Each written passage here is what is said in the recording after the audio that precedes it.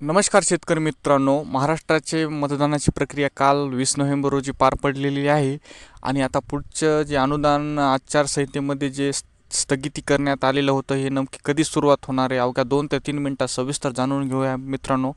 तत्पूर्वी व्हिडिओवर जर नवीन असाल तर व्हिडिओला सबस्क्राईब करा, लाईक करा, शेअर करा, म्हणजे असेच नवनवीन व्हिडिओ, नवनवीन माहिती सविस्तर तुमच्यापर्यंत पोहोचली जाईल. चला मित्रांनो, व्हिडिओला सुरुवात करू.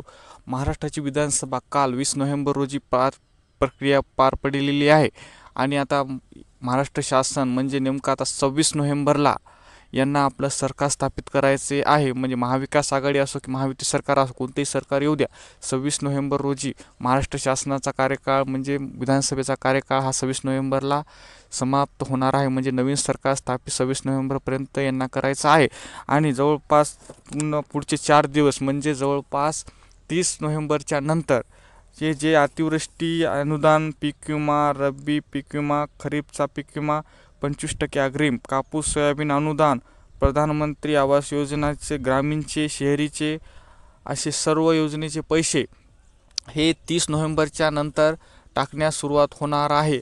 कारण आता हे आचारसंहितेमध्ये या सर्व योजनेचे पैसे वाटपास स्थगिती देण्यात आलेली होती आणि आता सरकार कुठलेही असो, कारण हे 30 नोव्हेंबरच्या नंतर हे जे पैसे मंजूर झालेले आहेत आणि यांचा निधी अगोदरच मंजूर केलेला होता.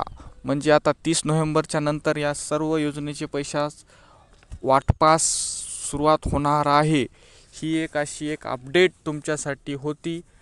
लवकरात लवकर याचं वाटप होणार आहे सरकार स्थापित झाल्याबरोबर. हे एक तुमच्यासाठी अत्यंत महत्त्वाचं अपडेट होतं मित्रांनो.